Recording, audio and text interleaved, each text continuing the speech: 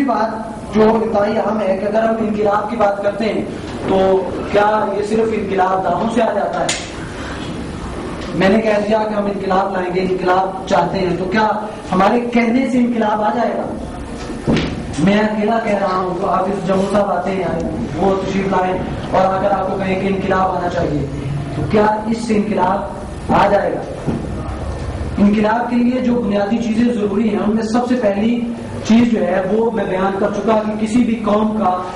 مثبت سوچ کے ساتھ، مثبت رویوں کے ساتھ ایک نظریے پر جمع ہو جانا ہے۔ جب آپ مثبت سوچ کے ساتھ کسی بھی نظریے پر جمع ہو گئے اور ایک منزل کی طرف چل پڑے تو یہ انقلاب کی طرف آپ کا پہلا قدم ہے۔ دوسری چیز جو انقلاب کے لیے انتہائی ضروری ہے اور جس کے بغیر انقلاب نہیں آ سکتا وہ لیڈرشپ ہے، آپ کی قیادت۔ آپ تمام اسٹوڈنٹس ہیں، آپ انٹر کے اسٹوڈنٹ ہو اور آپ کو پڑھانے والا میٹرک پاس ہو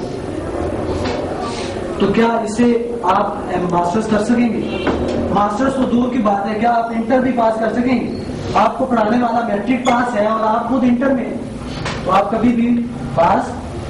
نہیں ہو سکتے۔ آپ بیچلر کے اسٹوڈنٹ ہیں اور آپ کو پڑھانے والا انٹر پاس ہے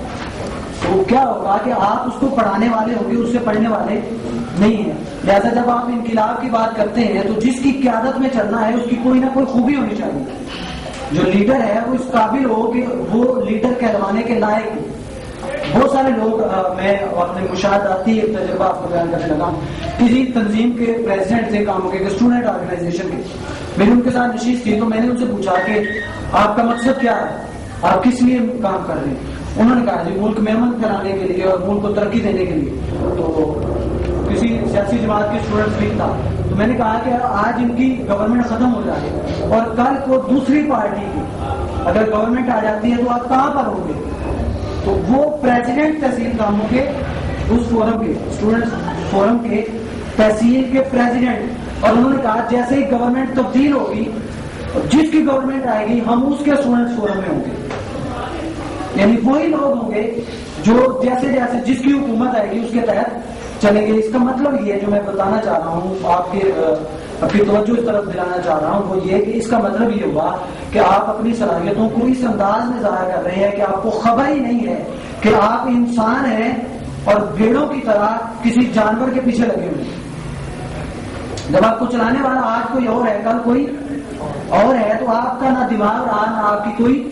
سوچ رہی ہے، اور آپ کے اندر جتنی صلاحیتیں ہیں آپ نے ان صلاحیتوں کا استعمال نہیں کیا۔ آپ نے کسی کے ساتھ چلتے وقت یہی نہیں دیکھا کہ جس انجن کے پیچھے ہم بطور ڈبہ چل رہے ہیں، ریل کار کے پیچھے ڈبے ہوتے ہیں نا تو آگے انجن ہے، تو جس سمت انجن نے جانا ہے پیچھے ڈبوں نے بھی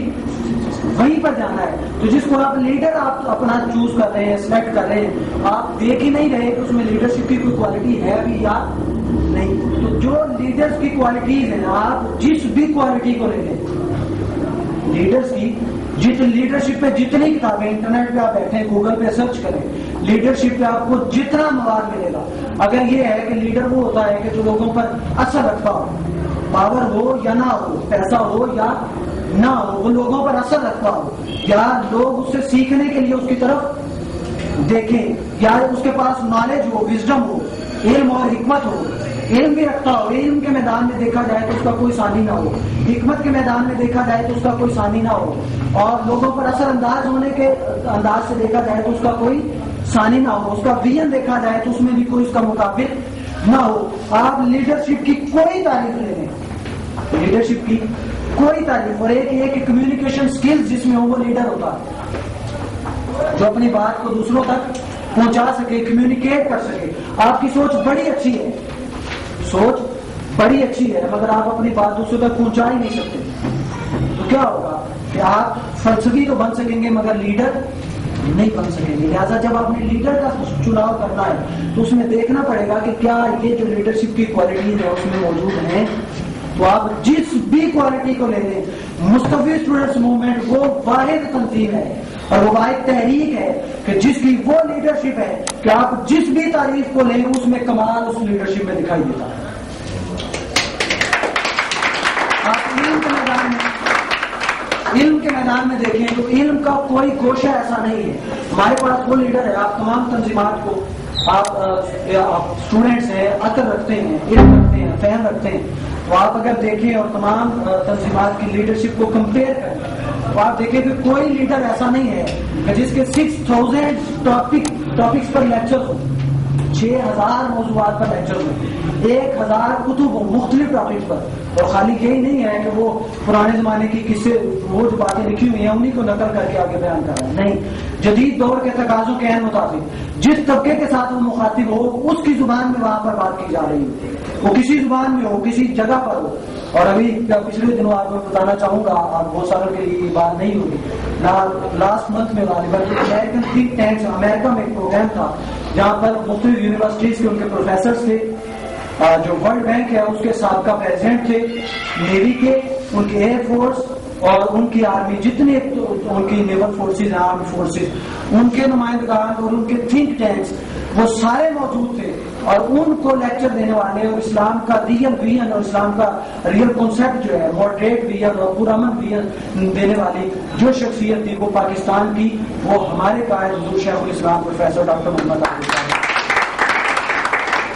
اس سے پہلے اسی ماہ میں انگلینڈ میں ایک پروگرام تھا مسلم کمیونٹی کا، 50,000 مسلمان وہاں پر جمع تھے، انگلینڈ تھنک ٹینکس اور وہاں کی جو بڑی کریم ان کی انٹیلیجنس کے لوگ، پولیس کے لوگ اور ان کے تھنک ٹینکس اور ان کی جو پالیسی میکرز ہیں وہ سارے وہاں پر موجود ہیں. وہاں پر بھی پوری دنیا سے جو ٹاپ کے اسکالرز بلائے گئے، تو وہاں پر بھی جس شخصیت کو اسلام کی نمائندگی کرنے کے لیے بلایا گیا وہ بھی ہمارے قائد حضور شیخ الاسلام کی شخصیت تھی اور کوئی.